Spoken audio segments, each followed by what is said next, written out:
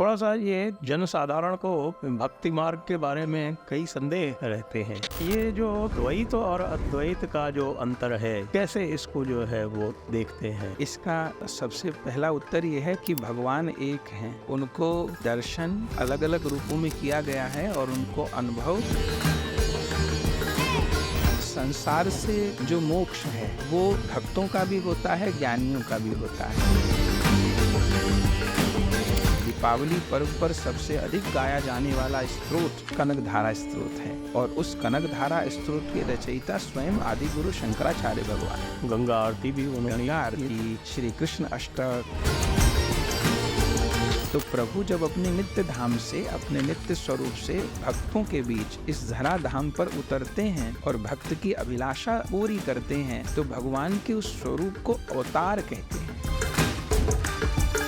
हमारे यहाँ जो अवतार की संकल्पना है वो कहाँ से फलीभूत होती है? देखिए, भगवान शब्द का अर्थ है सर्वसमर्थ। अगर हम ये कह देते हैं कि प्रभु ये नहीं कर सकते, ये कर सकते हैं, तो हमने उनकी सर्वसमर्थता पर ही अंकुश लगा दिया। तो कृष्ण अवतार में क्या विशेष है? श्री कृष्ण के लिए श्रीमद् भागवत जी में वर्णन है।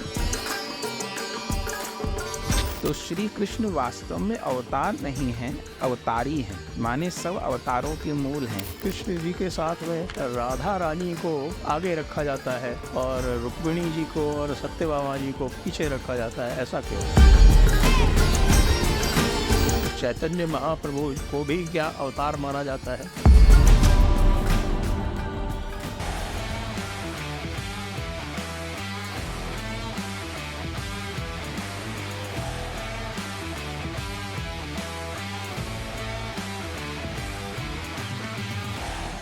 My honor to be here and thank you very much. Let me have the pleasure of shaking you by the hand, as a Brit would say. नमस्ते, आप सभी का स्वागत है आज के इस दी जयपुर डायलॉग्स पॉडकास्ट में। और आज हमारे साथ एक बहुत ही विशिष्ट अतिथि हैं और मैं स्वागत कर रहा हूँ आज स्वामी गौरदास जी महाराज का, जो कि गौड़ीय संप्रदाय से हैं और महाप्रभु चैतन्य जी की परंपरा में हैं। आपका बहुत बहुत स्वागत है महाराज जी। धन्यवाद। तो सबसे पहले मैं आपसे जानना चाहूँगा कि आपकी रुचि कैसे हुई यह मार्ग अपनाने के लिए? जी, ये हमारी बचपन से ही रुचि थी, स्वाभाविक ही रुचि थी, जन्मजात। हमको ध्यान नहीं कब से, और छोटी 7 वर्ष की आयु से सत्संग भी करने लगे थे। हमारे शरीर की दादी मंदिर जाती थी निकट में, तो वहाँ बैठ कर के 7 वर्ष की आयु से ही सत्संग करने लगे थे। जन्म से ही रुचि थी, स्वाभाविक रुचि थी। तो आपकी जो ये परंपरा है गौड़ीय परंपरा में, तो जैसा आपसे बातचीत करते समय पता चला कि इसमें 5 अलग अलग परंपराएं हैं, तो वो कौन कौन सी हैं 5 परंपराएं, और आपकी परंपरा कौन सी है, उसकी क्या विशिष्टता है? जी, श्री गौरांग महाप्रभु जी एक कल्प वृक्ष की तरह हैं।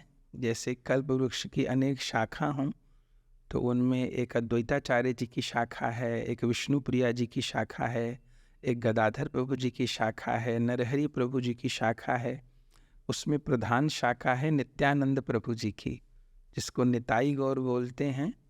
तो निताई चांद की नित्यानंद प्रभु जी की हमारी परंपरा है।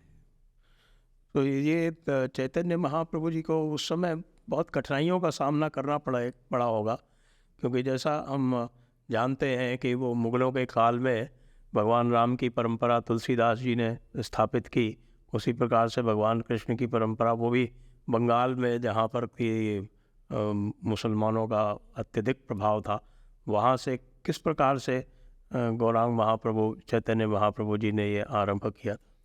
जी, विक्रम संवत 1542 में श्री चैतन्य महाप्रभु जी ने अवतार धारण किया बंगाल नवद्वीप में।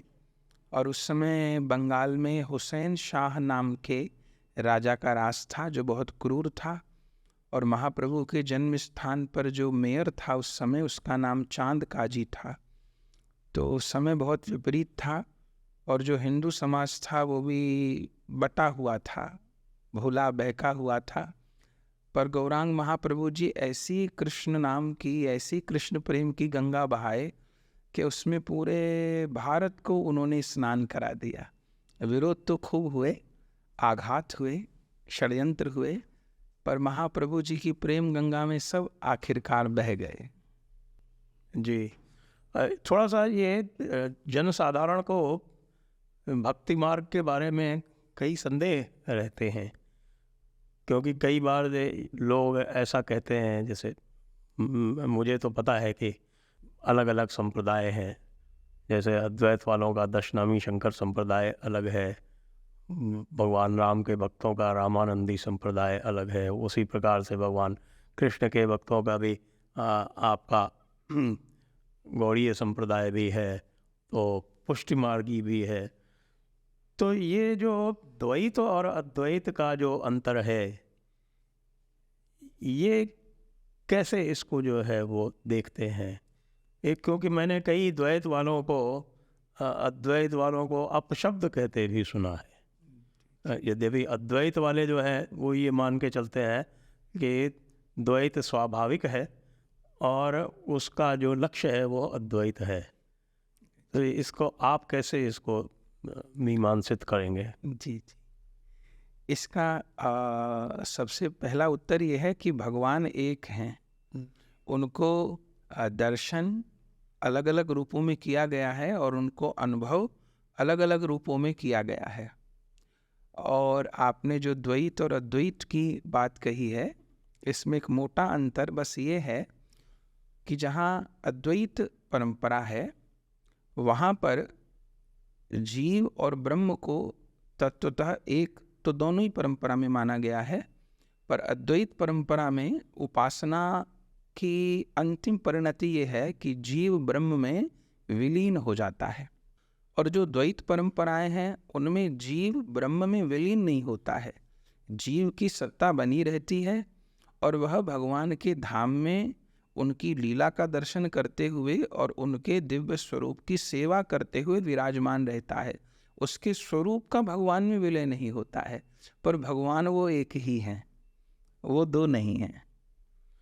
जी, तो जो संसार है जिसको हम बोलते हैं, जो संसार चक्र है जो लगातार चलायमान है, इस संसार चक्र से मुक्ति द्वैत और अद्वैत दोनों का ही लक्ष्य है या केवल अद्वैत में ही ये लक्ष्य है? संसार से जो मोक्ष है वो भक्तों का भी होता है, ज्ञानियों का भी होता है। जैसे जो अद्वैत पद के हमारे संत हैं उनको ज्ञानी कहा जाता है और जहाँ द्वैतवाद है उनको भक्त कहा जाता है। तो इस संसार से तो मोक्ष दोनों का ही होता है, लेकिन ज्ञानी का भगवान के धाम से, भगवान के लीला से और उनके सगुण स्वरूप साकार से मोक्ष होकर के उनके स्वरूप में विलय हो जाता है। तो भक्त की अपनी निजी सत्ता नहीं रहती। जैसे कि सागर और सागर के जल की एक बूंद, तत्वतः दोनों एक हैं, लेकिन उस बूंद को यदि सागर में मिला दिया गया तो वो बूंद सागर बन जाएगी। फिर वो सागर तो बन जाएगी अगर बूंद का अपना अस्तित्व नहीं रहेगा। लेकिन बूंद सागर की है तो तत्वतः उस बूंद में वही गुण है जो सागर में है, लेकिन जब तक वो अलग है तब तक उसका अपना स्वरूप है। तो संसार की कामनाओं से, बंधनों से मोक्ष तो अद्वैतवाद द्वैतवाद दोनों का होता है, पर अद्वैतवाद का भगवान के लीला धाम सेवा सुख इससे भी मोक्ष हो जाता है और वो भगवान के स्वरूप में विलय होकर के भगवत स्वरूप ही हो जाता है। भक्त भगवत स्वरूप नहीं होता है, भक्त दास बना रहता है, सेवक बना रहता है भगवान के धाम में भी। जी, लेकिन अंततः तो परिणति वही हो सकती है ना, भगवत स्वरूप में विलीन होना। अंतिम परिणति वो नहीं है क्या? भक्त की अंतिम परिणति वो नहीं है। ऐसा कहिए कि भक्त को उसमें सुख नहीं आता है। जैसे बहुत सामान्य उदाहरण देते हैं, जैसे किसी को बिना घी लगा हुआ फुल्का उबली हुई दाल से खाना प्रिय लगता है, वो भी आटे से ही फुल्का बना है। किसी को पूरी पाना अच्छा लगता है, तो हम ये नहीं कह सकते कि जो फुल्का पा रहा है, रोटी पा रहा है वो गलत है, या जो पूरी पा रहा है वो गलत है। स्वाद है, तो जिनको भगवान में विलय होने में ज़्यादा आराम महसूस हुआ है, सुविधा महसूस हुई है, उन्होंने उसी की महत्ता को जाना है, तो उस स्वरूप में विलय होने की बात करते हैं और उसको अपना परम साध्य मानते हैं। पर जिन भक्तों को भगवान के सगुण साकार स्वरूप में, उनके दर्शन में, उनकी लीला के चिंतन में, उनकी सेवा करने में अधिक सुख मिला है, तो वो मिलना नहीं चाहते। वो अलग रह करके, चूँकि दो होंगे तभी प्रेम हो पाएगा, तभी सेवा हो सकेगी। जी जी जी।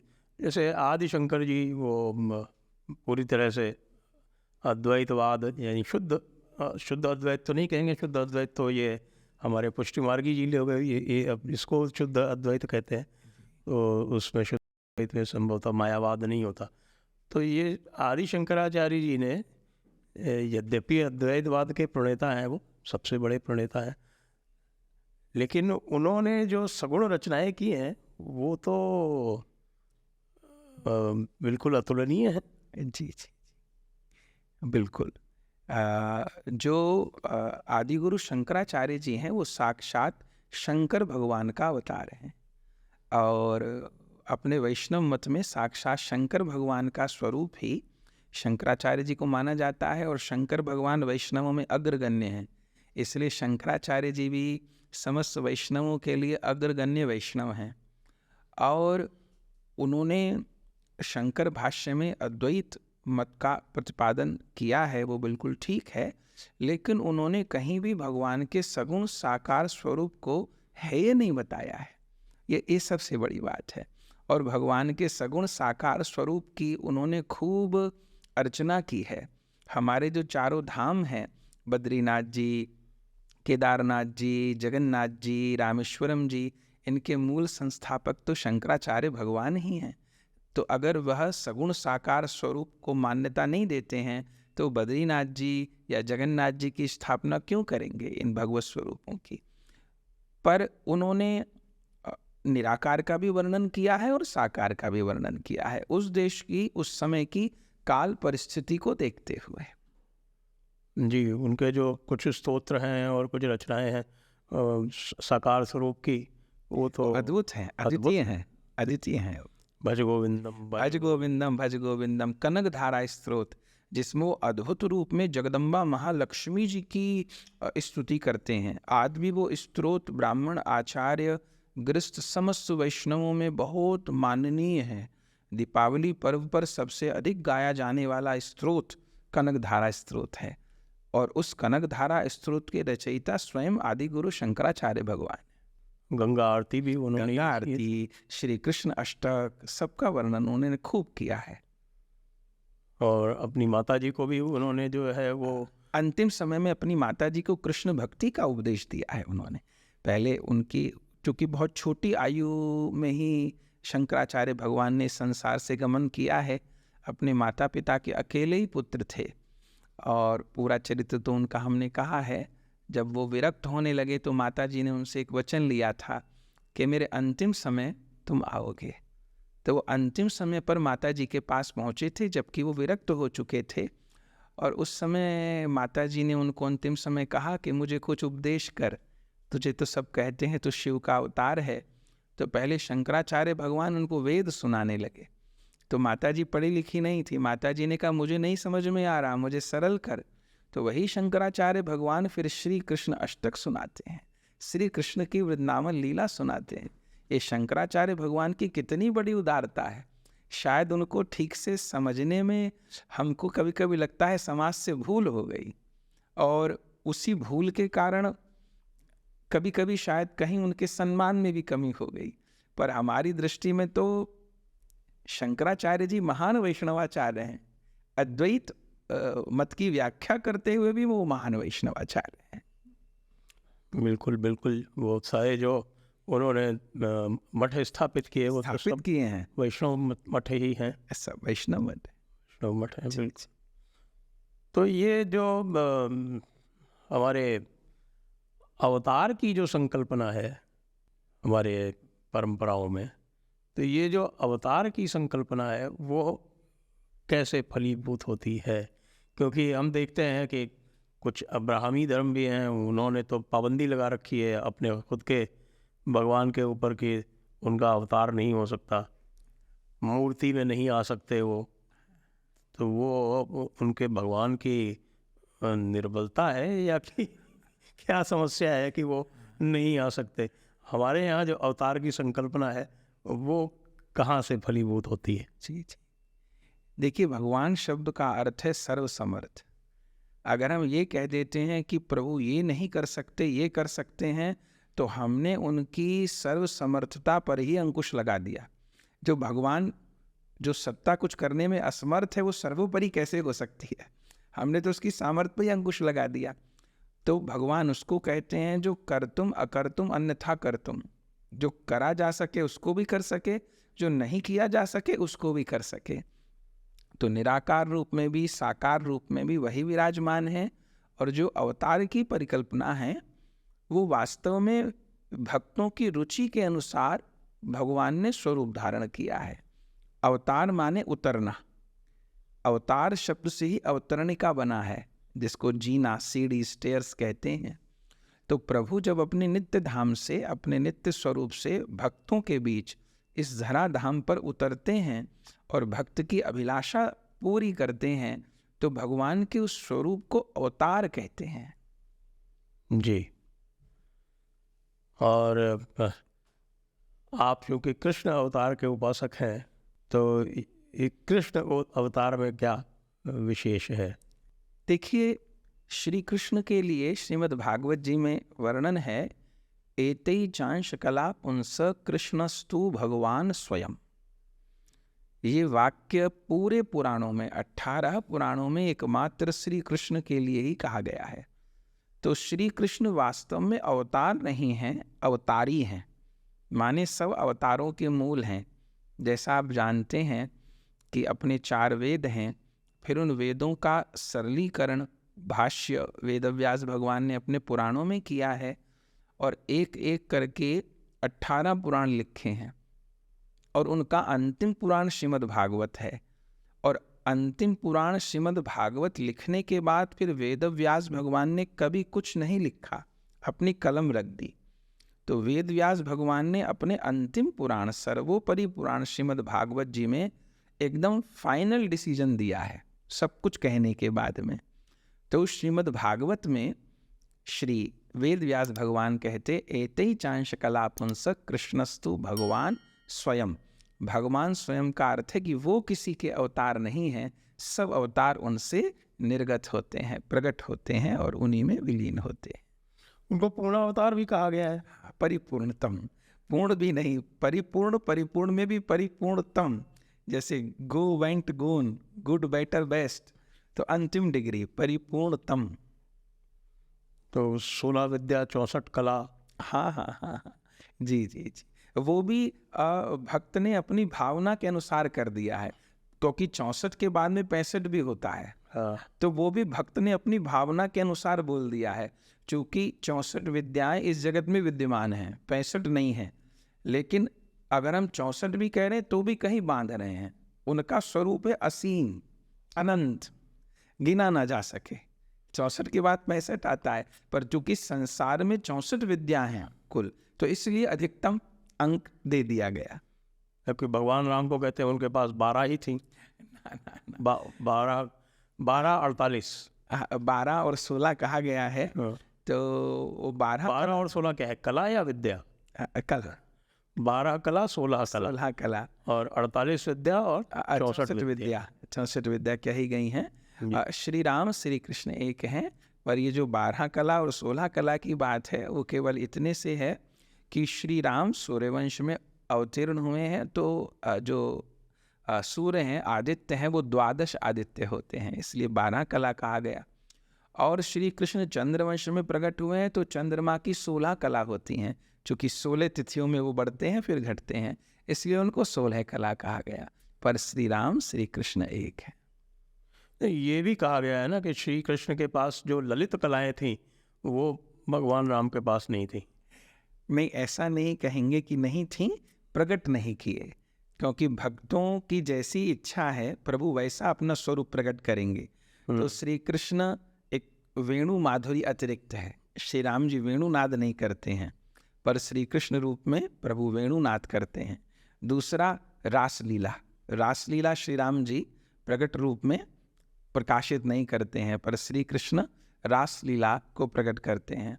दूसरा श्री कृष्ण अवतार का वैशिष्ट्य ये है कि श्री कृष्ण अवतार में भक्त लोग जितना अधिक प्रभु के निकट गए हैं उतना किसी अवतार में नहीं जा सकते, क्योंकि श्री राम जी की अवतार में मर्यादा सर्वोपरि है, मर्यादा पर सर्वोपरि। जी, पर श्री कृष्ण अवतार में प्रेम सर्वोपरि है।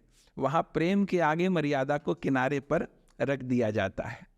तो सखा यदि उनके कंधे पर भी चढ़ रहा है श्री कृष्ण के, तो वो चढ़ा लेंगे, वो भक्तों के पूरी तरह अधीन हो जाएंगे, वो ब्रज में पादुका नहीं पहनेंगे, वो ब्रज रज को भी मुख में डाल लेंगे। तो वहाँ प्रेम के आगे सारी मर्यादाएं किनारे पर हैं। वहाँ भगवान ने प्रेम को सर्वोपरि करके स्थापित किया है।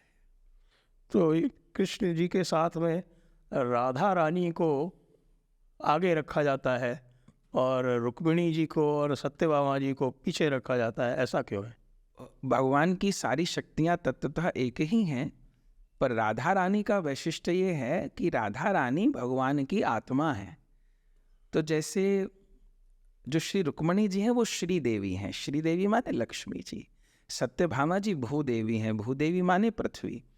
तो जैसे एक साधारण उदाहरण से हम समझे, कभी हमारे पास जेब में पर्स नहीं होता, पैसे नहीं होते, तब भी हम लोग रह लेते हैं। सो रहे हैं तो बिना पैसों के, घर में घूम रहे हैं बिना पैसों के, या हमारी जो ज़मीन है, प्रॉपर्टी है, तो उसके कागज़ हर समय लेके हम नहीं घूमते, वो रखे रहते हैं। लेकिन कभी भी हम अपनी आत्मा के बिना नहीं होते। धन के बिना होते हैं, जमीन जायदाद के बिना होते हैं, परिवार के बिना होते हैं, पर कभी भी हम अपनी आत्मा के बिना नहीं होते। इस शरीर में आत्मा है, तभी हम चल रहे हैं, तभी हम बोल रहे हैं, तभी हम देख रहे हैं।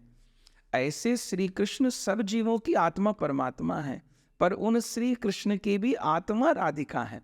तो जैसे आत्मा के बिना देह का अस्तित्व नहीं है, ऐसे श्री कृष्ण लीला में श्री कृष्ण का जो अस्तित्व है वो श्री राधा रूप आत्मा पर निर्भर है, इसलिए श्री राधा की इतनी महत्ता है। लेकिन कृष्ण लीला में ये भी उल्लेख है कि जब भगवान कृष्ण छोड़ के चले आते हैं वृंदावन को, पहले गोकुल में थे, फिर वृंदावन गए, वहाँ राधा जी से भेंट हुई, वही सारी लीलाएं हैं आपके जो गोपियों की लीलाएं वृंदावन की हैं सब। तो जो वृंदावन से जब वो मथुरा आते हैं तो वो अपनी जो बांसुरी है वो राधा जी को दे देते हैं, लेकिन उनसे ये भी कहते हैं कि मैं वापस आऊँगा, फिर वापस नहीं जाते। देखिए इसमें मतांतर हैं जी। श्री कृष्ण वापस आए हैं। अच्छा। श्री कृष्ण कुरुक्षेत्र मिलन का पूरा प्रसंग है श्रीमद् भागवत में भी, अन्य पुराणों में भी। तो 100 वर्ष बाद ब्रजवासियों का कुरुक्षेत्र में श्री कृष्ण से मिलन हुआ है और फिर श्री कृष्ण वापस ब्रज के लिए लौट करके आए।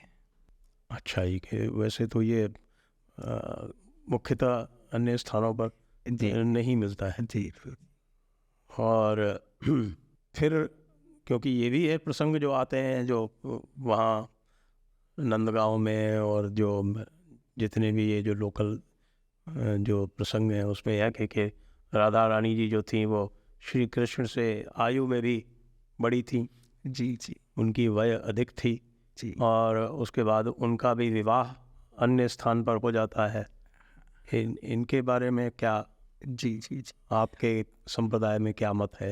हाँ हाँ, देखिए श्री कृष्ण की आत्मा राधा रानी है और भांडीर वन में ब्रह्मा जी ने उसका पूरा वर्णन ब्रह्मवैवर्त पुराण में, गर्ग संहिता आदि पुराणों में है। और वृंदावन में यमुना जी के उस पर आज भी वो स्थान है, वो वट वृक्ष है जिसके नीचे श्री कृष्ण और श्री राधा रानी का विवाह स्वयं ब्रह्मा जी ने कराया है। और जो अन्य गोप से विवाह की जो चर्चा पुराणों में है वो राधा रानी की अंश हैं, केदार राज की कन्या हैं, ब्रह्मवैवर्त पुराण में उल्लेख है, वो उनकी अंश हैं। और जिस रायन गोप से विवाह की चर्चा आई है वो रायन गोप भी श्री कृष्ण का अंश है। वास्तव में जो केदार राज की कन्या थी, उन्होंने तब किया था कि मुझको भगवान अपने स्वामी के रूप में प्राप्त हों। तो राधा रानी की छाया उनके रूप में प्रकट हुई और उनका रायन गोप के साथ में संबंध स्थापित हुआ। पर मूलतः राधा रानी तो श्री कृष्ण की ही हैं और विवाह लीला भी हुई है और उनकी आत्मा है, इससे बड़ा तो कोई पद हो ही नहीं सकता। जी। अच्छा, आपके गौड़ीय संप्रदाय में मैंने और भी संप्रदाय देखे हैं, तो ये जो आप जो ऊर्ध्व पुंड लगाते हैं, तो पहले तो ये बताएं कि ये ऊर्ध्व पुंड में और त्रिपुंड में, कि शैव जो है वो त्रिपुंड लगाते हैं और वैष्णव जो है वो ऊर्ध्व पुंड लगाते हैं, ऐसा क्यों? देखिए, जो आड़ा तिलक लगता है उसको त्रिपुंड बोलते हैं और जो सीधा तिलक लगता है उसको उधर पुंड बोलते हैं। और यह एक समझिए कि एक साइन है। जैसे शंकर भगवान हाथ में त्रिशूल धारण करते हैं और भगवान अपने आयुध में धनुष धारण करते हैं या चक्र धारण करते हैं, तो ये साइन है। भगवान शंकर का साइन प्रतीक यह त्रिपुंड है और वैष्णवी परंपरा का उधर्व पुंड है। तो ये एक साइन है, एक प्रतीक है, इसमें कोई विरोधाभास नहीं है। हम इष्ट रूप में इनको स्वीकार करते हैं, ये भाव। तो आपके यहाँ काला लगता है, अन्य परंपराओं में सफ़ेद लगता है। हाँ, बता रही है कि और परंपराओं में किसी और रंग का लगता हो, वो ये ध्यान नहीं है। जी, बहुत अच्छा प्रश्न है आपका। जो सीधा तिलक लगता है इसको उधर पुंड कहते हैं। अब जो वैष्णवों के 4 मूल संप्रदाय हैं, तो उनमें 4 प्रकार के तिलक हैं और फिर उन 4 प्रकार के तिलक में भी जैसे मूल परंपरा है, तो उस परंपरा से अनेक उप परंपराएं निकली हैं। जैसे एक पिता के 5 पुत्र हैं, तो थोड़ा थोड़ा तिलक में अंतर आ जाता है। तो जैसे गौड़ीय संप्रदाय में भी बहुत स्थान पर गोपी चंदन का तिलक लगता है, पर हमारे यहाँ राधा कुंड की रज का तिलक लगता है, क्योंकि स्वयं भगवान श्री कृष्ण चैतन्य महाप्रभु जी जब ब्रज में आए हैं तो उन्होंने राधा कुंड को प्रकट किया है और स्वयं राधा कुंड की रज का तिलक अपने मस्तक पर किया है और भक्तों को आज्ञा दी है तिलक लगाने की। तो हमारे यहाँ राधा कुंड की रज का तिलक लगता है, जो आप अभी देख रहे हैं। इस चैतन्य महाप्रभु को भी क्या अवतार माना जाता है? हाँ, बिल्कुल। श्री चैतन्य महाप्रभु जी इस कलयुग के साक्षात अवतार हैं। साक्षात श्री राधा कृष्ण मिलकर के गौरांग महाप्रभु बने हैं और यह बात अन्य पुराणों में भी वर्णन है। श्रीमद् भागवत जी में भी इसके अनेक जगह संकेत हैं। पद्म पुराण में, गरुण पुराण में, शिव महापुराण में अनेक जगह साक्ष्य हैं। एक अनंत संहिता ग्रंथ है जहाँ पर शिव पार्वती जी का संवाद है। तो पार्वती जी ने शंकर जी से कलयुग के अवतार के विषय में पूछा है, तो उस समय शंकर जी ने पार्वती जी को कहा है, य ऐव राधिका कृष्ण स ऐव गौर विग्रहे यच्च वृंदावनम देवी नवद्वीपश्य तत्शुभम। कलयुग में वृंदावन बिहारी श्री राधा कृष्ण श्री गौरांग महाप्रभु के रूप में अवतार धारण करते हैं और श्री धाम वृंदावन श्री नवद्वीप मायापुर के रूप में अवतार धारण करते हैं। तो श्री राधा कृष्ण का मिलित अवतार श्री कृष्ण चैतन्य महाप्रभु जी हैं। जी, तो इसमें ये भी कहते हैं कि ये जो जगन्नाथ जी की मूर्ति है, ये तो जी चैतन्य महाप्रभु जी का जब यहाँ से प्रयाण हुआ तो वो सशरीर मूर्ति में समा गए। हाँ, बिल्कुल सत्य। ये बिल्कुल सत्य है। विक्रम संवत 1542 में गौरांग महाप्रभु जी अवतार धारण किए हैं और लगभग 48 वर्ष धरा पर रहे हैं। जिस 48 वर्ष में 24 वर्ष उनकी गृहस्थ लीला है जिसको नवद्वीप लीला कहते हैं और 24 वर्ष की विरक्त लीला है जिसको नीलाचल लीला कहते हैं। उस 24 वर्ष की लीला के आखिरी 18 वर्ष गौरांग महाप्रभु जी जगन्नाथपुरी में रहे हैं और 48 वर्ष की आयु में विक्रम संवत 1590 में आषाढ़ शुक्ल सप्तमी को श्री गौरांग महाप्रभु जी साक्षात रूप से सशरीर जगन्नाथ भगवान के स्वरूप में विलय हो गए, मिल गए। ये आस्था है या कोई प्रमाणिक है? साक्ष्य हैं, पूरे साक्ष्य हैं। अपने यहाँ श्री चैतन्य चरितामृत ग्रंथ है। चैतन्य चरितामृत ग्रंथ अपने आप में परम प्रमाण है, क्योंकि यह जो चैतन्य चरितामृत ग्रंथ है ये गौरांग महाप्रभु जी के समकालीन आचार्यों के द्वारा लिखा गया है, इसलिए सबसे बड़ी प्रामाणिकता चैतन्य चरितामृत की है। उसके अलावा चैतन्य भागवत ग्रंथ है, चैतन्य मंगल ग्रंथ है, तो उन ग्रंथ में प्रत्यक्ष दृष्टा लोगों के द्वारा इस लीला का उल्लेख है। और ये भी कहते हैं कि इसके जो जगन्नाथ जी की मूर्ति है उसमें भगवान श्री कृष्ण का हृदय रखा हुआ है, तो ये जो इसका नव कलेवर होता है तो फिर वो कैसे वो हृदय एक मूर्ति से दूसरे में कैसे जाता है? जी। एक ब्रह्म नाम की वस्तु है, वो क्या है ये तो कोई नहीं जान पाया।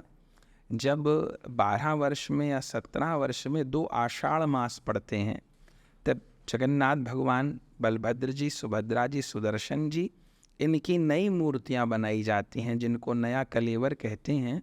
और उस समय जो एक विशेष सेवायित होते हैं जगन्नाथ भगवान के, वो पुराने विग्रह में यहाँ कंठ के पास में एक स्थान है जहाँ वो ब्रह्म नाम की वस्तु रखी रहती है, तो वहाँ से उस ब्रह्म को निकाल करके नए विग्रह में स्थापित कर देते हैं।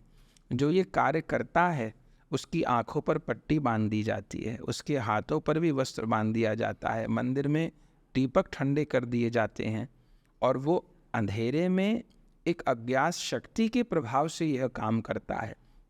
और ये करने के बाद में जो पुराने विग्रह होते हैं वे श्रीहीन हो जाते हैं और नए विग्रह में प्राण जागृत हो जाते हैं, और जो ये ब्रह्म परिवर्तन का काम करते हैं 1 वर्ष में उनका शरीर पूरा हो जाता है। तो वो स्वेच्छा से करते हैं? स्वेच्छा से, आतुर हो करके कि कब हम कोई अवसर प्राप्त होगा। जी, तो ये तो बड़ा ही, जिसको कहें कि लोगों को तो ये बड़ा एक विचित्र प्रसंग लगता होगा, लेकिन मैंने देखा है कि लोग जो है इसकी बड़ी प्रतीक्षा करते हैं। जी। और नव कलेवर में यदि कोई जब 2 आषाढ़ मास पड़ते हैं अधिक मास में, तब यह प्रक्रिया होती है। जी। आप के मत में नाम संकीर्तन का भी बहुत महत्व है। नाम संकीर्तन का प्रभाव, नाम संकीर्तन की महिमा सभी जगह है, चूँकि सारे संत, सारे पंथ, सारे ग्रंथों ने कलयुग के लिए सर्वोपरि श्री हरिनाम संकीर्तन को बताया है। लेकिन श्री गौरांग महाप्रभु जी ने उस हरिनाम संकीर्तन को कलयुग में सर्वोपरि करके स्थापित किया है। हरिनाम संकीर्तन के द्वारा वृक्षों को नचाया है, पत्थर को गलाया है, घोर से घोर पाखंडियों को महाभक्त बनाया है, सनातन धर्म की रक्षा की है, कितने कितने मुगलों को, यवनों को वैष्णव बनाया है गौरांग महाप्रभु जी ने नाम संकीर्तन के प्रभाव से। उन्होंने भारतवर्ष में तलवार के द्वारा नहीं, कीर्तन के द्वारा क्रांति की है। नहीं तो आज जैसे भारतवर्ष का हम स्वरूप देख रहे हैं वो हमको देखने के लिए नहीं मिलता। गौरांग महाप्रभु का बहुत बड़ा योगदान है, कीर्तन से क्रांति की है। तो ये जो हरे राम हरे कृष्ण, ये जो महामंत्र कहते हैं इसको, यह महामंत्र महाप्रभु जी ने ही विशेष रूप से जगत को प्रदान किया है। तो जाप और नाम संकीर्तन में क्या अंतर है? जो माला से संख्या पूर्वक जप किया जाता है धीरे धीरे या मन मन में, उसको जप कहते हैं। और जो खोल, करताल, संगीत, सुर के साथ, गायन के साथ किया जाता है उसको नाम संकीर्तन कहते हैं। नाम संकीर्तन को नाम जप से अधिक श्रेष्ठ माना गया है, क्योंकि नाम संकीर्तन के द्वारा ज़्यादा कल्याण होता है। कीट पतंग भी, पशु पक्षी भी उस नाम को श्रवण करके कृतार्थ होते हैं। तो उसमें भाव की क्या महत्ता है? क्योंकि नाम संकीर्तन कोई करे तो ऊपर ही ऊपर दिखावा भी कर सकता है जी। अंदर का भाव कैसे, उसका संचारण कैसे होता है? हाँ, वो नाम की कृपा से ही होता है। इसलिए अपने यहाँ भागवत जी में नवधा भक्ति में 3 भक्ति को प्रधान कहा गया है, श्रवण भक्ति, कीर्तन भक्ति और स्मरण भक्ति। तो पहले श्रवण भक्ति को इसीलिए कहा गया है कि पहले नाम संकीर्तन की महिमा को श्रवण करे, नाम की महिमा को श्रवण करे, फिर कीर्तन करे, तो उसको पता चलेगा कि जिस नाम का मैं कीर्तन कर रहा हूँ उसका क्या प्रभाव है और उसकी क्या महिमा है। तो पहले श्रवण भक्ति, फिर कीर्तन भक्ति और उसके बाद स्मरण भक्ति।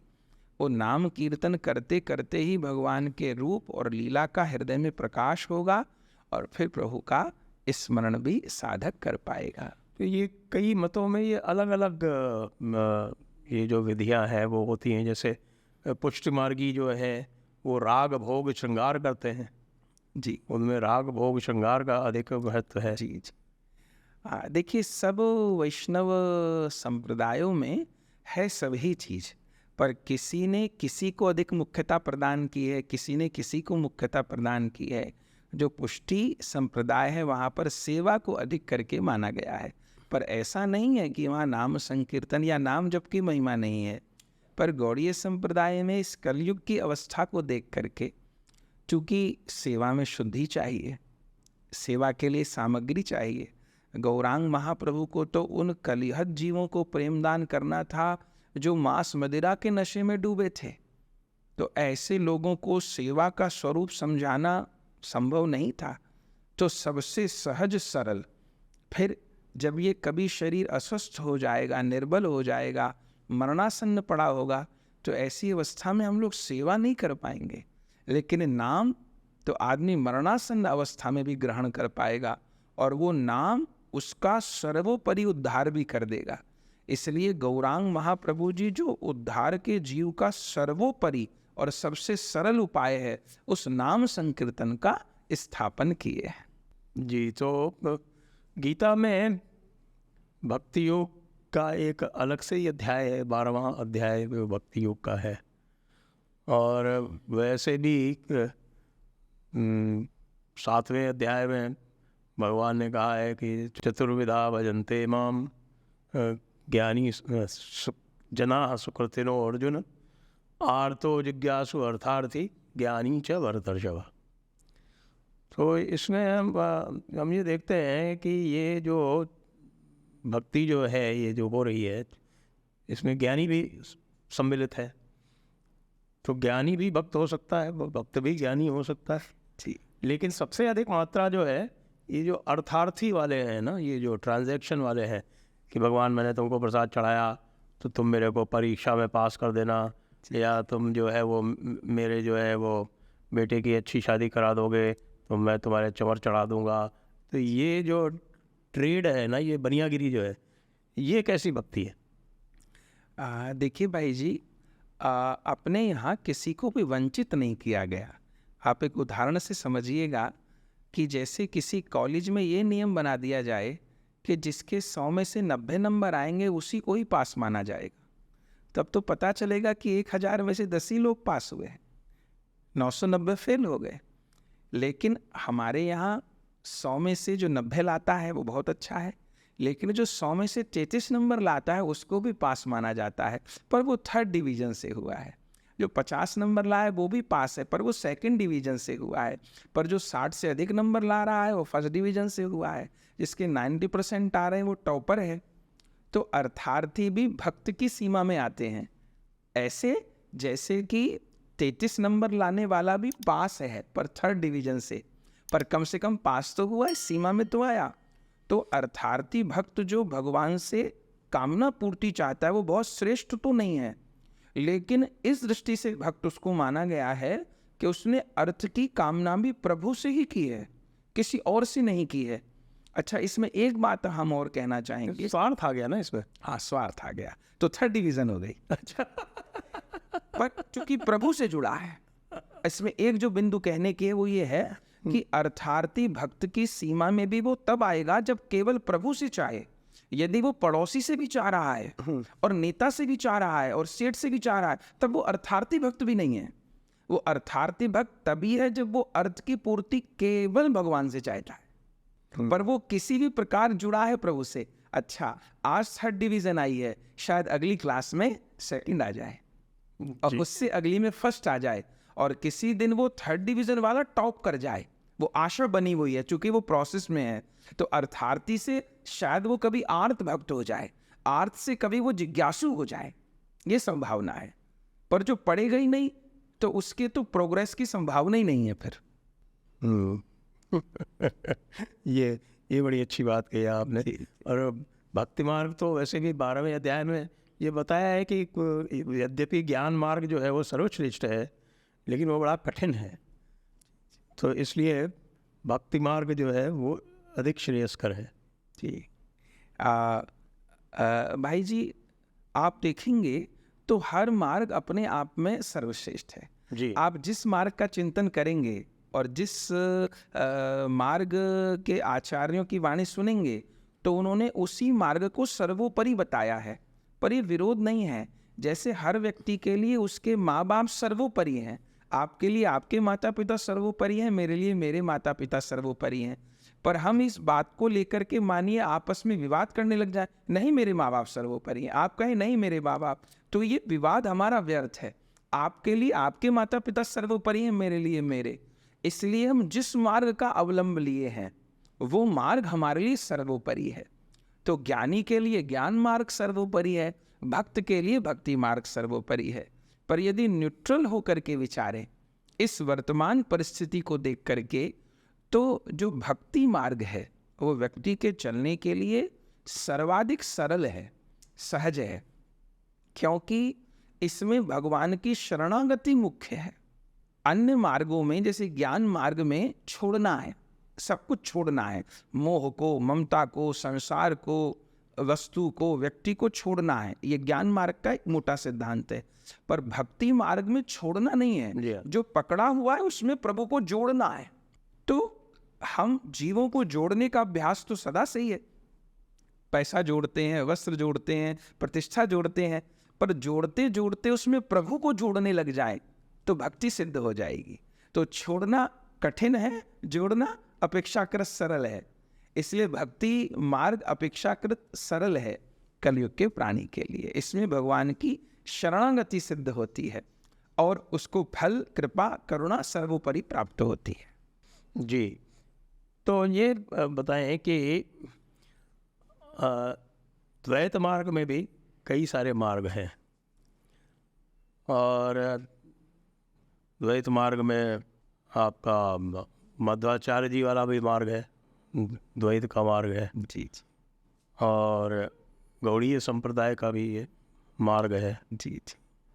और इसमें जो मार्ग जो है आपका, इसमें विशेष जो अचिंत्य भेदाभेद है इसमें, और जो द्वैत मार्ग जैसे बताया है, या फिर रामानुज जी का जो विशिष्ट द्वैत है, इनमें क्या भेद है? थोड़ा सा जीव, जगत, ब्रह्म, ये तीनों का जो आपस का जो संबंध है उस हिसाब से थोड़ा सा समझाएं। देखिए, इस मतों में जो अंतर है वो वास्तव में दृष्टि का है। सबने अपने अपने तरीके से उस दृश्य को देखा है और फिर उसका विवेचन किया है। जीव और ब्रह्म, इसका जो संबंध है वो शाश्वत है, नित्य है और सत्य है। इसको सभी ने स्वीकार किया है। अद्वैत मत वालों ने भी स्वीकार किया है, द्वैत मत ने भी, विशिष्ट, सबने ही स्वीकार किया है जीव और ब्रह्म के नित्य संबंध को। लेकिन जो जगत है, इस जगत को किसी ने मिथ्या कहा है कि ये क्षणभंगुर है इसलिए मिथ्या है, पर किसी ने मिथ्या इसलिए नहीं कहा है चूंकि ये जगत भगवान ने बनाया है। तो चूंकि भगवान सत्य हैं तो उनकी कृति असत्य कैसे हो सकती है? तो इस जगत को मिथ्या न मान करके नश्वर माना है। इसमें अंतर है, कहीं मिथ्या माना है और कहीं नश्वर माना है, नष्ट हो जाने वाला है। जैसे कि हमारे पास 3 घंटे का समय है, तो 3 घंटे बाद ये समय नष्ट हो जाएगा, नहीं रहेगा। पर ये मिथ्या नहीं है, ये समय अभी है, मिथ्या नहीं है। हाँ, नश्वर है। नश्वर और मिथ्या में क्या अंतर है? मिथ्या मान लिए तो उसका कोई उपयोग ही नहीं है, और नश्वर मान लिए तो उसके नष्ट होने से पहले उसका भरपूर प्रयोग करके उसको सार्थक किया जा सकता है। जैसे हवाई जहाज की टिकट मिथ्या नहीं है, नश्वर है। अगर उस टिकट को मिथ्या कह दिए फिर तो उस टिकट से वो यात्रा ही नहीं कर सकते। लेकिन उस टिकट से वो यात्रा कर सकते हैं, पर अपने दिन पर कर सकते हैं, अपने समय पर कर सकते हैं। एक समय के बाद वो नश्वर है, वो मिथ्या नहीं है। बस ये अंतर है। किन्हीं ने जगत को मिथ्या कहा है, किसी ने जगत को नश्वर कहा है। इसके कारण जगत को लेकर के अंतर है, पर जीव और ब्रह्म का जो संबंध है वो शाश्वत है, इसको लेकर कोई अंतर नहीं है। वैसे तो अद्वैत मार्ग में भी स्वयं में अंतर है। जो कश्मीर शैव जो मत है वो भी अद्वैत मत है, लेकिन वो उसमें भी ये मिथ्या वाले को लेके भेद है। उसमें तो ब्रह्म की इच्छा शक्ति को माना है जी जो कि शंकर अद्वैत में नहीं माना है। जी जी जी। देखिए, जहाँ पर ब्रह्म को निष्क्रिय माना है, वो न्यूट्रल है, तो फिर वो कोई भी इच्छा नहीं करता है। वो ना प्रसन्न होता है, ना वो सुखी होता है, वो न्यूट्रल है। लेकिन जहाँ ब्रह्म की इच्छा को स्वीकार किया है तो फिर वहाँ ब्रह्म में क्रिया हो गई, क्रिया शक्ति क्रिया शक्ति आ गई। और क्रिया शक्ति आते ही फिर उसमें साकार का सृजन हो गया। जब हम ये कहेंगे कि ब्रह्म ये नहीं कर सकता, तब हम ब्रह्म को निष्क्रिय कर रहे हैं, तब भी उसकी सत्ता के ऊपर सवाल उठा रहे हैं। वो ये कर सकता है, वो ये नहीं कर सकता। ना ना ना, ब्रह्म स्वतंत्र है, और जब वो स्वतंत्र है तो वो कुछ भी कर सकता है। यही निराकार और साकार को लेकर के प्रश्न है कि हम मूर्ति में भगवान को नहीं मानेंगे, हम स्वरूप में भगवान को नहीं मानेंगे। ये कह सकते हैं कि हमारी मूर्ति पूजा में रुचि नहीं है, ये कह सकते हैं, पर हम मानेंगे नहीं। ये कह करके हमने ब्रह्म की सामर्थ्य पर अंकुश लगा दिया। जो इस पूरे जगत को बना सकता है वो स्वयं स्वरूप धारण नहीं कर सकता क्या?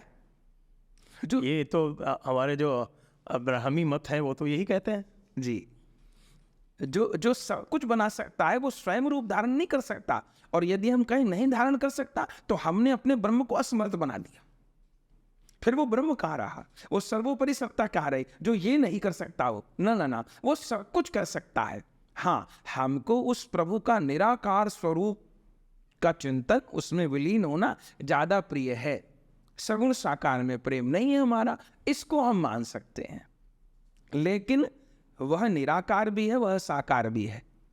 इसका निर्णय गोस्वामी तुलसीदास जी ने रामायण में बहुत सुंदर किया है कि सगुण ही अगुण ही नहीं कछु भेदा, गावहि गावहि पुराण बुध वेदा, अगुण अरूप अलग अज जोई, भगत प्रेम बस सगुण सोई। इतना सुंदर निर्णय गोस्वामी तुलसीदास जी किए हैं, सारे प्रश्न का अंतर 2 चौपाई में कर दिया है।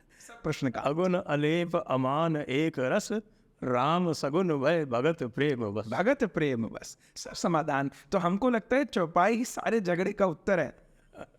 पर कई बार क्या होता है भाई जी, किसी किसी को विवाद से ही प्रेम हो जाता है, अंततः उसको शायद समाधान चाहिए नहीं होता है, उसको चाहिए समस्या बनी रहे। अरे ये जो समस्या आजकल हम देखते हैं पूरे विश्व में ही है कि 2 ऐसे मत हैं विश्व में जो बाकी सारे मतों को हेय मानते हैं और ये कहते हैं कि साहब की मूर्ति पूजा जो है वो बिल्कुल उसको एक पाप रूप में मानते हैं और मूर्ति पूजकों का नाश करना चाहते हैं।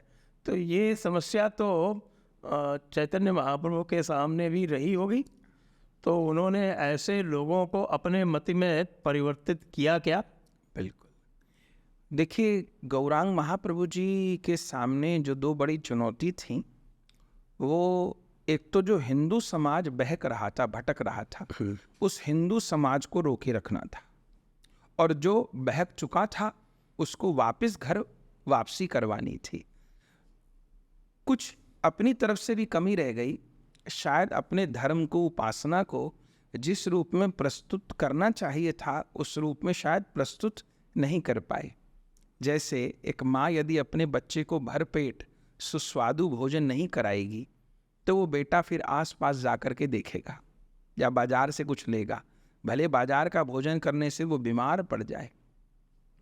तो शायद अपनी बात रखने में हम लोग भी कहीं उतने सक्षम नहीं हुए, पर गौरांग महाप्रभु जी तो चूंकि श्री कृष्ण का साक्षात अवतार हैं, तो उनके दर्शन से ही भक्तों में परिवर्तन आ गया।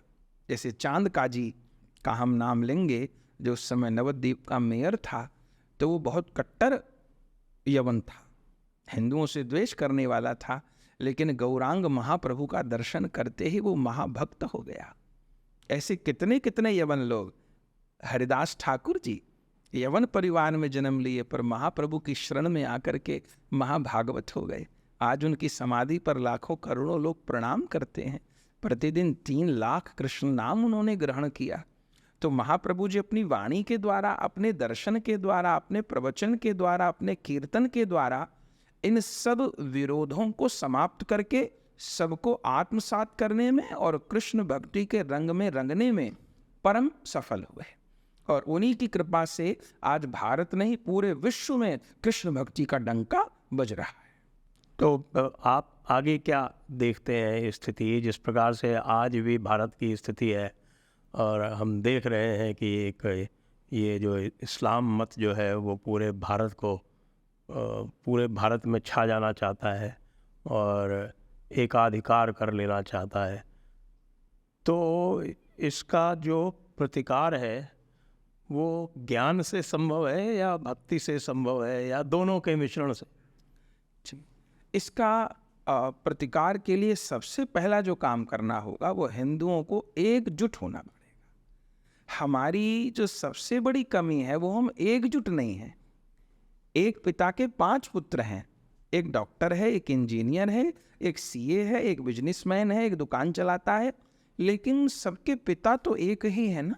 वो अलग अलग धाराओं में होते हुए भी पिता तो एक ही हैं। तो ऐसे हम द्वैत मत में हैं, हम अद्वैत मत में हैं, हम इस संप्रदाय में हैं, हम आर्य समाज में हैं, हम यज्ञ को मानते हैं, भगवान के सगुण साकार को मानते हैं, निराकार, हम जो कुछ भी मानते हैं हम माने उसको, कोई बात नहीं, पर 2 काम हमको करने होंगे। हम सब एक हैं। हमारा पहला परिचय है, हम सब हिंदू हैं। हमारी मत उपासना की पद्धति अलग अलग हो सकती है, पर हम सब हिंदू हैं। पहला काम, इससे प्रतिकार होगा। दूसरा, हम एक दूसरे की उपासना को निम्न नहीं बताएंगे। मैं अपनी उपासना में रहूं पर मैं आपकी उपासना को छोटा ना बताऊं, इसी से विवाद होगा। इससे हमारे आप में खाई पैदा हो जाएगी। जैसे आपके लिए आपके माता पिता भगवान है, मेरे लिए मेरे माता पिता भगवान है, तो आप अपने माता पिता को श्रेष्ठ माने, मैं अपने माँ बाप को श्रेष्ठ मानूं। लेकिन आप मेरे माँ बाप को यदि अपशब्द कहे तो इससे आपके माता पिता को भी प्रसन्नता नहीं होगी, या मैं आपके माता पिता को हल्का शब्द कहूं तो इससे मेरे माँ बाप को खुशी नहीं होगी। तो मूल तो हम सब एक हैं, हम सब हिंदू हैं और सब उपासना पद्धति श्रेष्ठ है। हम एक दूसरे पर कटाक्ष नहीं करेंगे। जिसको जिस मार्ग पर रुचि है वो उस मार्ग पर चल करके प्रभु का अनुभव प्राप्त करे। हम बटे हुए हैं, हम बिखरे हुए हैं, इसी के कारण विधर्मी हम पर हावी होते हैं। विधर्मी अभी भी भारत में कम संख्या होते हुए भी प्रबल क्यों दिखाई पड़ते हैं? उस प्रबलता का कारण उनकी एकजुटता है। और हम लोग 100 करोड़ से अधिक होने पर भी अगर निर्बल दिखाई पड़ते हैं तो उसका कारण हमारा बिखरापन है। हमको लगता है जिस दिन हिंदुस्तान का 100 करोड़ हिंदू एक हो जाएगा, कोई चींटी की आवाज में भी विरोध नहीं कर सकता। बोलना, क्रिया तो बहुत दूर की बात है, कोई मन में भी विचार नहीं कर सकता। लेकिन सबको पता है कि हिंदू समाज बटा हुआ है, उपासना के नाम पर, पद्धति के नाम पर, प्रक्रिया के नाम पर। ये हमारी सबसे बड़ी कमजोरी है, जातियों के नाम पर, जातियों के नाम पर। तो यही मैं पूछ रहा हूँ ना कि इसको सर्वश्रेष्ठ मार्ग क्या है? क्योंकि उपासना के अनेकानेक मार्ग है, वो उनको सभी को भक्ति मार्ग कह सकते हैं। आप शिव की आराधना करें, विष्णु की करें, शक्ति की करें, सूर्य की करें, गणपति की करें, कार्तिकेय की करें। 6 संप्रदाय मुख्य संप्रदाय यही माने जाते हैं। ठीक, तो इनमें सब में भक्ति की धारा है और इनमें सब में मेरे विचार से कहीं ना कोई अद्वैत की धारा भी है। अपने यहाँ भी भक्ति की धारा में भी विशिष्टाद्वैत है। तुलसीदास जी तो बड़े विशिष्टाद्वैती थे। और रामानंद संप्रदाय जो कि राम भक्ति की इतनी बड़ी सरिता है, जिन्होंने 1 मिनट के लिए भी अयोध्या में प्रतिरोध नहीं छोड़ा, ऐसा रामानंदी संप्रदाय है। और वो भी भक्ति संप्रदाय है। तो क्या भक्ति के संचार से ये जो विधर्मियों का प्रतिकार आसानी से हो सकता है? हमने देखा है 15वीं-16वीं शताब्दी में जैसे तुलसीदास जी आए या गौरांग महाप्रभु जी आए, तो इन्होंने एक नई चेतना का जो संचार किया उसमें जो है वो पूरा एक रस का संचार हुआ और पूरा भारत लगभग एक जैसा हो गया। और जबकि सबकी पद्धति अलग अलग थी, एक बड़ी बात है। तुलसीदास जी राम भक्ति की धारा को बहा रहे थे, तो कहीं नरसिंह मेहता कृष्ण भक्ति की धारा को बहा रहे थे, और कहीं मीराबाई जिस समय नारी के ऊपर कितने बंधन थे उस समय में वो कृष्ण प्रेम की गंगा को बहा रही थी। तो ये महापुरुषों की पद्धति प्रक्रिया अलग होते हुए भी अंदर से ये जुड़े हुए थे। इन सबकी भक्ति ने अंततः सनातन धर्म को पुष्ट किया। और ये महापुरुष यदि आपस में छीटाकशी करने लग गए होते तो जो काम कर पाए वो नहीं कर पाए होते। तो सबकी उपासना पद्धति श्रेष्ठ है, हम सब एक हैं, हम सब हिंदू हैं, और भगवान के विविध स्वरूप तत्वतः एक ही हैं। एक ही परमात्मा अनेक रूपों में भक्तों को सुख देने के लिए प्रकट होता है। ये बात हृदय से स्वीकार करनी होगी। एक इस प्रसंग जो है, हमारे जो अवतार परंपरा में प्रसंग आता है कि कलयुग में कल की अवतार होगा, तो ये कल की अवतार कैसा होगा, क्या स्वरूप होगा इसका, कैसे होगा, ये आपके मत में इसका क्या वर्णन? जी जी, अपने यहाँ श्रीमद् भागवत जी में भी कल के अवतार का वर्णन है। अपने यहाँ अवतारों के भी कई रूप हैं। परिपूर्ण अवतार, पूर्ण अवतार, आवेशा अवतार, अंशा अवतार, कला अवतार, युगा अवतार। तो उसमें जो कल की भगवान है वो युगा अवतार है। कलयुग की आयु 4,32,000 वर्ष है, जिसमें अभी केवल 5,25,000 वर्ष बीते हैं। कल की भगवान का अवतार कब होगा? जब कलयुग के केवल 800 वर्ष शेष रह जाएंगे। माने अभी तो बहुत बड़ा अंतराल है, 4 लाख वर्ष से अधिक का समय है बाकी। जब कलयुग को केवल 800 वर्ष बाकी रह जाएंगे, तब संभल ग्राम में विष्णु यश शर्मा ब्राह्मण के यहाँ पर, जैसा भागवत जी में उल्लेख है, कल की भगवान अवतार लेंगे और उस समय कलयुग अपने चरम पर होगा। उस समय वे सारे आताताई, सारे विधर्मी, हमें तो अभी चरम पर लग रहा है। बिल्कुल बिल्कुल, ये अपनी स्थिति के अनुसार है। जैसे हमने आपने बिना मोबाइल का समय देखा है, हमने आपने देखा है बिना मोबाइल का समय, पर अभी जो जनरेशन पैदा हुई है उसने बिना मोबाइल का समय नहीं देखा है।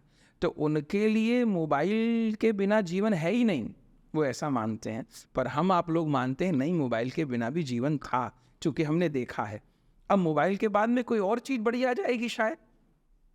तो जैसे जैसे जैसे जैसे व्यक्ति की संवेदना, चेतना आगे बढ़ती जाती है, तो उसको वही स्थिति सर्वोपरि लगती है।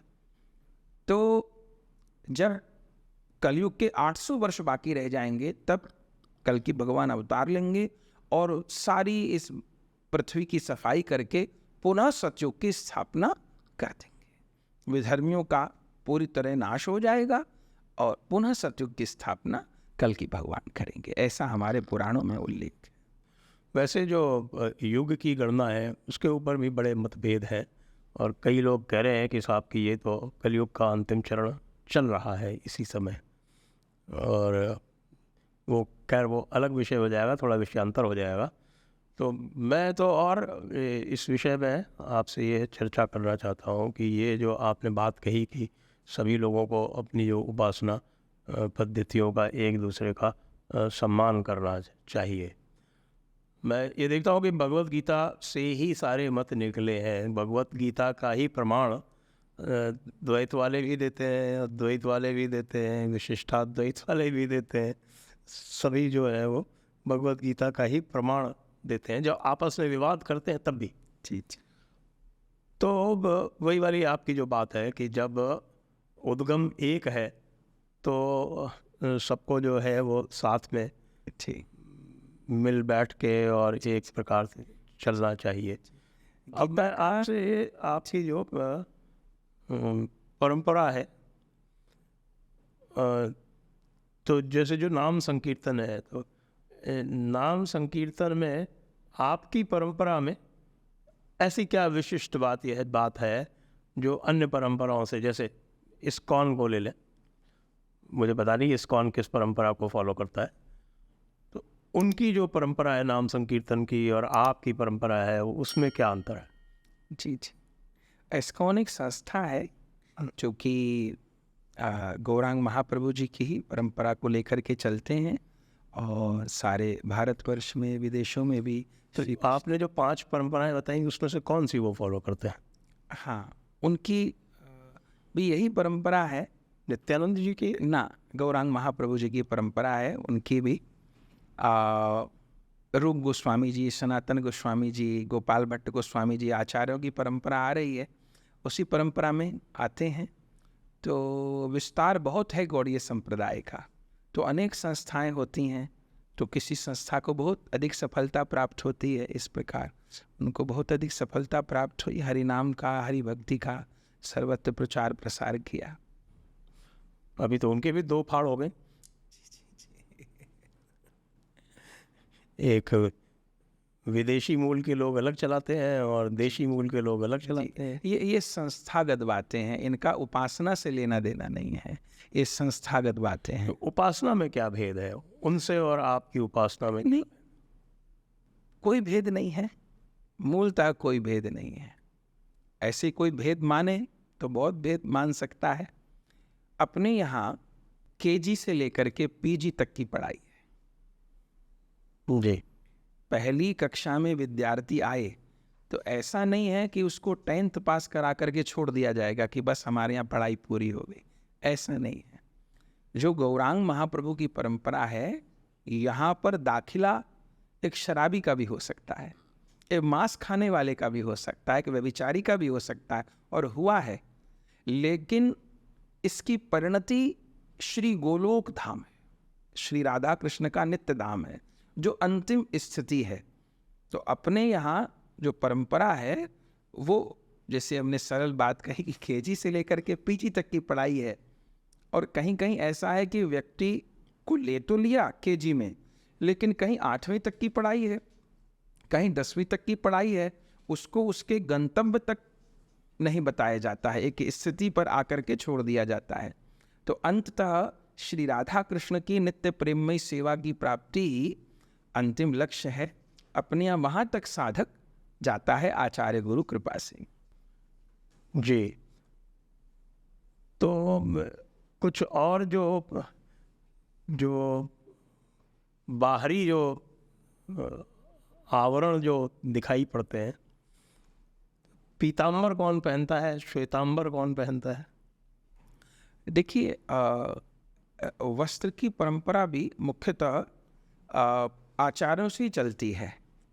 जैसे हमारे जो रूप सनातन गोस्वामी जी, जो गौरांग महाप्रभु की परंपरा के प्रधान आचार्य हुए, उन्होंने श्वेत वस्त्र ही पहना, स्वयं श्वेतांबर ही पहना और सबको श्वेत वस्त्र पहनने की आज्ञा प्रदान की। तो विरक्तों में इसलिए श्वेत वस्त्र पहनने का ही विधान है, लेकिन गृहस्थ श्वेत भी पहन सकते हैं, पीत भी पहन सकते हैं और रंग भी धारण कर सकते हैं, लेकिन विरक्तों में मुख्य रूप से श्वेत वस्त्र को ही अधिक प्राथमिकता दी गई है श्री रूप सनातन गोस्वामी पाद के द्वारा। तो गृहस्थ भी हो सकते हैं सन्यासी और विरक्त भी हो सकते हैं? नहीं, सन्यासी तो केवल विरक्त हो सकते हैं, गृहस्थ नहीं हो सकते। अच्छा, गृहस्थ नहीं हो सकते, लेकिन परंपरा में गृहस्थ भी हो सकते। आप परंपरा में गृहस्थ भी हो सकते। परंपरा 2 चली हैं। जो वंश से परंपरा चलती है उसको गृहस्थ परंपरा कहते हैं, और जो मंत्र के द्वारा विरक्त शिष्यों की परंपरा चलती है उसको विरक्त परंपरा कहते हैं। तो महाप्रभु जी के पथ में दोनों परंपराएं हैं। जैसे हमारी नित्यानंद प्रभु जी की परंपरा है, दोनों हैं। जो नित्यानंद प्रभु जी के पुत्र हुए वीरचंद प्रभु जी, उनसे नाद परंपरा भी चली और बिंदु परंपरा भी चली। तो वंश परंपरा भी है, विरक्त परंपरा भी है, दोनों परंपरा विद्यमान है। यदि किसी बालक को या किसी विद्यार्थी को जिसको वैसे तो वो हिंदू है लेकिन उसको पता नहीं कि आप हिंदू धर्म को परिभाषित कैसे करें, तो एक लाइन में यदि उसको बताना हो कि भाई हिंदू धर्म क्या है, तो क्या हम ये कह सकते हैं कि धर्म, कर्म, संसार, मोक्ष, ये 4 जो है ये बेसिक एलिमेंट्स हैं हिंदू धर्म के? एक शब्द में कहना हो तो art of living. Art of living वेग हो जाता है थोड़ा सा। जी। और सरल कहें, जैसे हमारे यहाँ जो कर्म सिद्धांत है उसके बिना तो हिंदू धर्म नहीं है, बाकियों के यहाँ तो कर्म सिद्धांत है नहीं। जी इस्लाम को ले लें तो वहाँ तो कर्म सिद्धांत का कोई मतलब ही नहीं है। जी जी जी। यहाँ आप क्या कर रहे हैं, आपने अच्छा काम किया वो क्या, वो तो अलग ही बात है। आपने अगर काफिर को मारा तो वो बहुत अच्छी बात है। वो कहते हैं कि साहब आपने कोई भी बड़े से बड़ा काम, गलत काम किया हो, आपने नमाज कायम कर दी तो सब ठीक है। ऊपर से कहते हैं कि साहब कि आपके यहाँ जो है वो कोई भी काम जो है वो आप खुद नहीं करते हो, आपको करवाया जाता है। इस तरह की धारणा है। अपने यहाँ तो कर्म सिद्धांत बिल्कुल स्पष्ट है, और अपना धर्म, स्वधर्म, और उसके अतिरिक्त आपके जो भी अलग अलग समय पर जिस धर्म में आप जाते हैं वो भी स्पष्ट है। तो धर्म, कर्म, संसार की धारणा हमारे यहाँ है ही है। संसारते इति संसार, नित्य चलायमान, इसी संसार से मोक्ष की कामना हम करते हैं। और मोक्ष, तो ये 4 अवयव यदि हैं तो किसी में भी, किसी भी संप्रदाय में, तो क्या उसको हम हिंदू मान सकते हैं? जी देखिए, 4 पुरुषार्थ हैं: धर्म, अर्थ, काम, मोक्ष। जहाँ यथार्थ रूप में इन 4 पुरुषार्थों की चर्चा है, इनकी प्राप्ति है और इनका परस्पर समन्वय है, वह हिंदू धर्म है, वह सनातन है। और फिर वो किसी भी धर्म का व्यक्ति हो, इन 4 से आप देखेंगे परे नहीं है। भले वो स्वीकार करता है कि नहीं करता, लेकिन का क्रम है। पहले धर्म है, फिर अर्थ है, फिर काम है, फिर मोक्ष है। तो धर्म माने धर्म पथ पर चलना है। अब वो धर्म पथ क्या है? अब उसको और सरल शब्द में कहें तो कर्तव्य पथ धर्म पथ है। जैसे एक सर्जन का मरीज का ऑपरेशन करना, ऐसे किसी के पेट पर आप छुरा मारिए तो धर्म है, लेकिन एक सर्जन एक रोगी का पेट चीर रहा है, वो धर्म है, चूंकि इसका कर्तव्य है, क्योंकि वह दुख देने की भावना नहीं है, वह हित की भावना है। तो जो कर्तव्य कर्म है हमारा, वो हमारा धर्म हो गया। अब उस धर्म पथ पर चलते हुए धर्म के बाद अर्थ है। मुझको शरीर निर्वाह करने के लिए अर्थ चाहिए, पर उस धर्म के मार्ग को छोड़े बिना मुझे अपनी अर्थ की पूर्ति करनी है। और उस अर्थ के द्वारा जो शास्त्र सम्मत कामनाएं हैं उनकी पूर्ति करनी है। तो अर्थ के बाद में काम, धर्म, अर्थ, काम। लेकिन उन कामनाओं की पूर्ति करते हुए केवल मुझे कामनाओं की पूर्ति करते ही नहीं रह जाना है, मुझे कामनाओं से उपराम होकर के मोक्ष। तो धर्म, अर्थ, काम, मोक्ष, ये 4 पुरुषार्थ अपने यहाँ कहे गए, इनका क्रम है। धर्म पूर्वक अर्थ का सृजन करे, उस धर्म पूर्वक अर्थ को इकट्ठा किया है, उससे अपनी कामनाओं की, उचित कामनाओं की पूर्ति करे, और अंततः कामनाओं की पूर्ति करते हुए निष्कामता की ओर, मोक्ष वाले मार्ग की ओर अग्रसर हो। तो ये पूरी एक सनातनी परंपरा है, एक हिंदू धर्म की एक मोटी मोटी व्याख्या है। निष्काम कर्म और सकाम कर्म में क्या अंतर है? देखिए, जहाँ अपने स्वार्थ पूर्ति की बात है वहाँ सकामता है, और जहाँ कर्तव्य बुद्धि से कर्म हो रहा है वहाँ निष्कामता है। जहाँ भगवान के सुख की भावना है या सामने वाले को सुख देने की भावना है तो वहाँ निष्कामता है। एक दीन दुखी की मैंने सेवा की, किस लिए सेवा की? मेरी फोटो खींचे, लोग मुझे कहें कितने दीन सेवी हैं, या इस दीन दुखी की सेवा करने पर मुझे बहुत पुण्य मिलेगा। मैंने निर्जला एकादशी को किसी को 1 गिलास मीठा पानी पिलाया है तो मुझे बहुत पुण्य मिलेगा।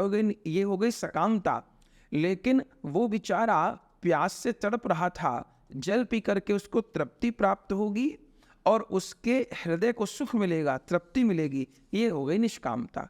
तो जहाँ अपने सुख की चाहना है वो सकामता है, जहाँ दूसरे के सुख की चाहना है वो निष्कामता है। जी, ये भक्तमाल किसे कहते हैं? जी, भक्तमाल ग्रंथ भक्तों का चरित्र ग्रंथ है। जैसे किसी को भगवान श्री राम के चरित्र को जानना हो तो श्री रामचरितमानस, श्री वाल्मीकि रामायण, श्री कृष्ण के चरित्र को जानना हो तो भागवत जी इत्यादि पुराण हैं। ऐसे अपने यहाँ सनातन धर्म में भक्तमाल ग्रंथ है जिसकी विषय वस्तु भक्तों का चरित्र है। आज से लगभग 500 वर्ष पहले श्री रामानंदीय परंपरा के आचार्य श्री नाभा गोस्वामी जी ने भक्तमाल जी का लेखन किया और उनके पश्चात फिर गौड़ीय संप्रदाय के आचार्य श्री प्रियादास जी महाराज ने उस भक्तमाल जी की विस्तृत व्याख्या की। तो उस ग्रंथ को भक्तमाल कहते हैं। उसमें सतयुग से लेकर के प्रियादास जी के काल तक के भक्तों के चरित्र वर्णित हैं। और वो जो चरित्र हैं भक्तों के, वो एक माला के मनके की तरह हैं। तो उस पूरे ग्रंथ को भक्तमाला कहा जाता है और ये भावना की जाती है कि प्रभु उस भक्तों के चरित्र रूपी माला को अपने कंठ में धारण करते हैं। तो उस ग्रंथ को भक्तमाल कहते हैं। अंत में गोस्वामी जी तुलसीदास जी की जो रामचरितमानस है उसका एक अंतिम जो छंद जो कहा गया उसमें, आई न कही गति पतित पावन राम भज सुन सठ मना, गनिका अजामिल ब्याद गीद गजादिखल तारे घना, आभीर जमन किरात कस स्वपचादि अति अगरूप जे, कही नाम बारिक ते पिपावन हो हे राम नमामि ते। तो इसमें क्या भावना है? मेरे विचार से सभी संप्रदायों में ये भावना आती है कि साहब नाम लेने से ही तारण हो जाता है कितना भी पाप हो। लेकिन जैसे इसमें आया कि गनिका, ये अजामिल इत्यादि जो है ये अनजाने में भी नाम लेते हैं फिर भी तारण हो जाता है। तो ये तो कुछ कर्म सिद्धांत के अनुरूप नहीं लगता ना। देखिए, यहाँ पर गोस्वामी जी का उद्देश्य नाम महिमा को प्रकट करना है। ऐसा समझिए कि जैसे एक माँ ने कहा कि देखो उसके बेटे ने पेपर से 3 दिन पहले पढ़ाई करी और पास हो गया, तो इसका मतलब वो अपने बेटे को ये नहीं कह रही है कि तुम भी पेपर से 3 दिन पहले ही पुस्तक खोलना। उसका कहने का मतलब है कि वो 3 दिन पहले से पढ़ाई करके पास हो गया, बेटा तुम तो महीनों से लग रहे हो, बहुत अच्छे नंबर लाना। तो यहाँ गणिका, अजामिल, इनका जो नाम गोस्वामी जी ने लिया वो ये कहा कि अंतिम समय एक भगवान नाम लेने पर आकस्मिक रूप से भव पार हो गए। अच्छा, गणिका अजामिल का नाम लेने का एक कारण ये भी है कि इन्होंने अंतिम समय नाम लिया है। अपने अंतिम समय की बहुत अनजाने में लिया है, वो भी अनजाने। गणिका का तो तोता था, उसको तोता था, अजामिल ने पुत्र को पुकारा है। लेकिन अंतिम समय भगवत गीता में श्री कृष्ण कहते हैं यम यम व्यापी स्मरण भावम तत्संते कलेवरम तम तमे वैति कौन्तेय सदा तद भाव भावित।